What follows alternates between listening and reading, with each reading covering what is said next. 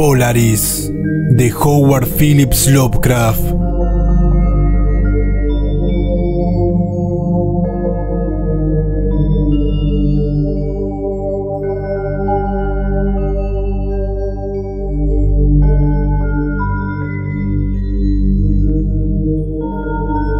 El resplandor de la estrella polar penetra por la ventana norte de mi cámara. Allí brilla durante todas las horas espantosas de negrura, y durante el otoño, cuando los vientos del norte gimen y maldicen, y los árboles del pantano, con las hojas rojizas, susurran cosas en las primeras horas de la madrugada, bajo la luna menguante y cornuda, me siento junto a la ventana y contemplo esa estrella. En lo alto tiembla reluciente Casiopea, hora tras hora, mientras la osa mayor se eleva pesadamente por detrás de esos árboles empapados de vapor que el viento de la noche balancea. Antes de romper el día, Arcturus parpadea rojoso por encima del cementerio de la loma, y la cabellera de Berenice resplandece, espectral, allá en el oriente misterioso, pero la estrella polar sigue mirando con recelo, fija en el mismo punto de la negra bóveda, parpadeando espantosamente como un ojo insensato y vigilante que pugna por transmitir algún extraño mensaje, aunque no recuerda nada, solo que un día tuvo un mensaje que transmitir. Sin embargo, cuando el cielo se nubla, consigo conciliar el sueño.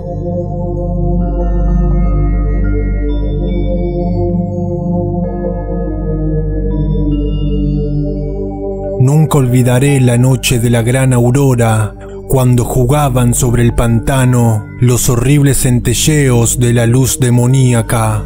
Después de los destellos llegaron las nubes y luego el sueño. Y bajo una luna menguante y cornuda vi la ciudad por primera vez. Se asentaba callada y soñolienta sobre una meseta que se alzaba en una depresión entre picos extraños. Sus murallas eran de horrible mármol, al igual que sus torres, columnas, cúpulas y pavimentos. En las noches había columnas de mármol en cuya parte superior se alzaban esculpidas imágenes de hombres graves y barbados. El aire era cálido y manso, y en lo alto, apenas a 10 grados del cénit, brillaba vigilante esa estrella polar.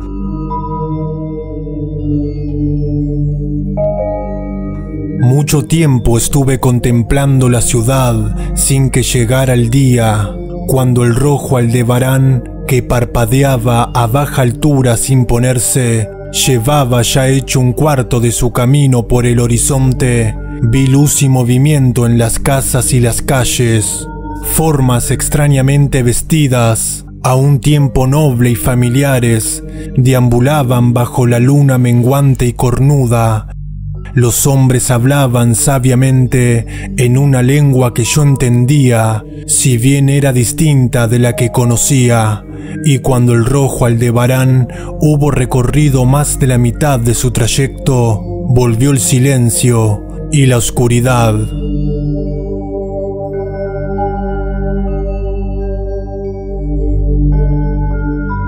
Al despertar ya no fui el mismo de antes. Había quedado grabada en mi memoria la visión de la ciudad, y en mi alma había despertado un recuerdo brumoso, de cuya naturaleza no estaba entonces seguro. Después, en las noches de cielo nublado, en la que podía dormir, vi con frecuencia la ciudad, unas veces bajo los rayos cálidos y dorados de un sol que nunca se ponía y giraba alrededor del horizonte, y en las noches claras la estrella polar miraba de solayo como no lo había hecho nunca. Gradualmente empecé a preguntarme cuál podía ser mi sitio en aquella ciudad de la extraña meseta entre extraños picos, Contento al principio de contemplar el paisaje como una presencia incorpórea que todo lo observa, deseé luego definir mi relación con ella y hablar con los hombres graves que a diario discutían en las plazas. Me dije a mí mismo, esto no es un sueño, pues ¿por qué medio puedo yo probar que es más real esa otra vida de las casas de piedras y ladrillos al sur del siniestro pantano y del cementerio de la loma, donde cada noche la estrella polar atisba furtiva por mi ventana?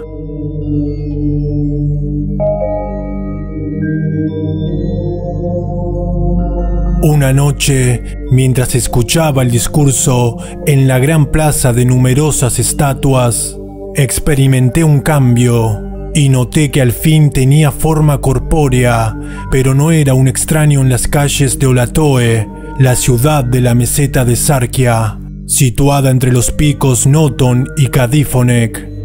Era mi amigo Alos quien hablaba, y su discurso era grato a mi alma, ya que era el discurso del hombre sincero y patriota.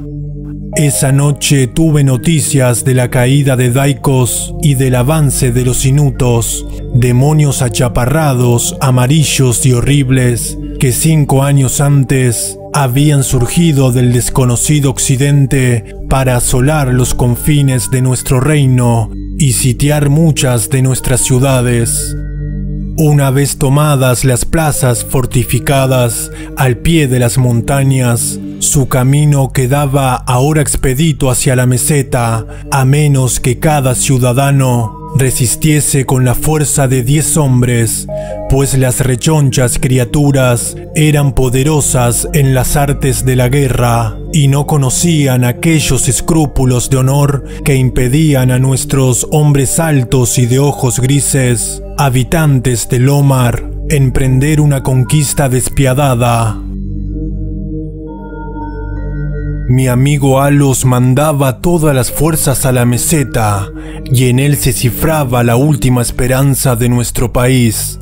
En este momento hablaba de los peligros que había que afrontar y exhortaba a los hombres de Olatoe, los más bravos de los lomarianos, a perpetuar la tradición de sus antepasados, quienes, al verse obligados a abandonar Sobná y desplazarse hacia el sur ante el avance de los hielos, barrieron gallarda y victoriosamente a los Novkels, caníbales velludos y de largos brazos que se oponían a su paso. Alos me había rechazado como guerrero, ya que era débil y propenso a extraños desmayos cuando me sometía a la fatiga y al esfuerzo, pero mis ojos eran los más agudos de la ciudad, a pesar de las largas horas que yo dedicaba cada día al estudio de los manuscritos nacóticos y del saber de los padres vanarianos. De modo que mi amigo, no queriendo condenarme a la inacción, me concedió el penúltimo deber en importancia. Me envió a la atalaya de Tapnen para ser allá de ojos de nuestro ejército, en caso de que los inutos intentasen conquistar la ciudad por el estrecho paso que hay detrás del pico de Not y sorprender por allí a la guarnición. Yo debía encender la señal de fuego que advertiría a los soldados que aguardaran y salvar a la ciudad de una inmediata destrucción. Subí solo a la torre, ya que los hombres fuertes eran todos necesarios abajo en los desfiladeros. Tenía el cerebro dolorosamente embotado por la excitación y el cansancio, ya que no había dormido desde hacía días, pero mi resolución era firme, pues amaba mi tierra natal de Lomar y la marmórea ciudad de Olatoe, situada en los picos Noton y Kadifonek.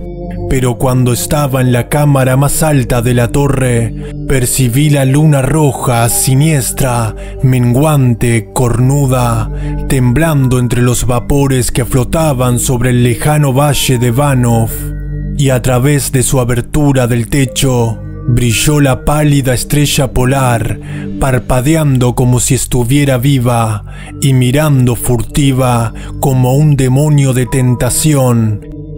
Creo que su espíritu me susurró consejos malvados, sumiéndome en traidora somnolencia, con una rítmica y condenable promesa que repetía una y otra vez: duerme, vigía, hasta que las esferas giren 26.000 años y yo regrese al lugar donde ahora ardo. Después, otros astros surgirán en el eje de los cielos, astros que sosieguen, astros que bendigan. Solo cuando mi órbita concluya, turbará el pasado tu puerta.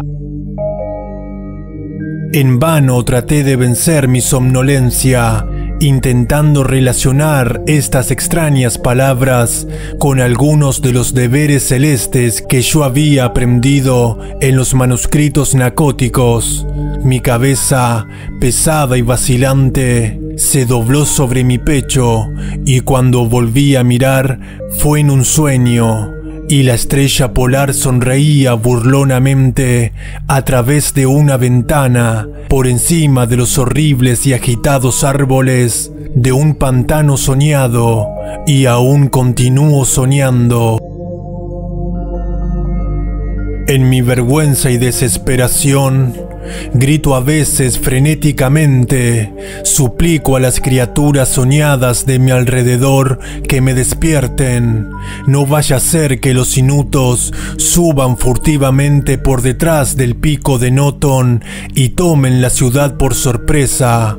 Pero estas criaturas son demonios, se ríen de mí y me dicen que no es un sueño. Se burlan mientras duermo. Entre tanto, puede que los enemigos achaparrados y amarillos se estén acercando a nosotros con sigilo. He faltado a mi deber y he traicionado a la marmórea ciudad de Alatoe. He sido desleal a mi amigo y capitán Alos. Sin embargo, estas sombras dicen que no es un sueño y se burlan de mí. Dicen que no existe ninguna tierra del Omar, salvo en mis nocturnos desvaríos, que en esas regiones donde la estrella polar brilla en lo alto y donde el rojo Aldebarán se arrastra lentamente por el horizonte, no ha habido otra cosa que hielo y nieve durante milenios, ni otros hombres que esas criaturas rechonchas y amarillas, marchitas por el frío, que se llaman esquimales.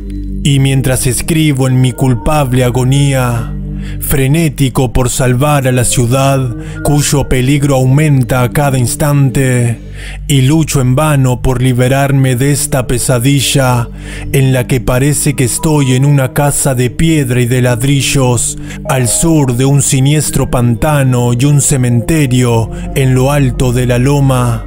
La estrella polar, perversa y monstruosa, mora desde la negra bóveda y parpadea horriblemente con un ojo insensato que pugna por transmitir algún mensaje, aunque no recuerda nada, salvo que un día tuvo un mensaje que transmitir.